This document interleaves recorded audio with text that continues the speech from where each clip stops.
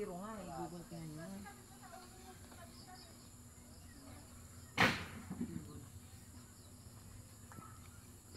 Ginagamitan niya.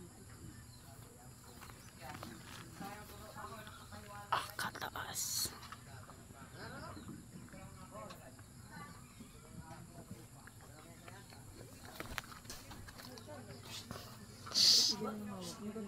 Charan.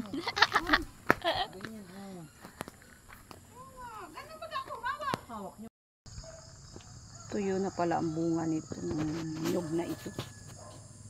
Talagang sayad na sayad sa lupa. Nakakabinhi na.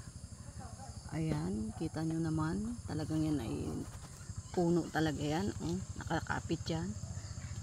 Hindi yan peke. Grabe. Ang ganda. Ang sakit sa likod Kailangan tumungo para makuha yung bunga. O, kita nyo kung gaano kalaki ang puno niyan. Ilang dangkal lang yan galing sa lupa Dangkalin natin. Isa. Dalawa. Hindi pa nakatatlo. Hindi pa nakatatlong dangkal.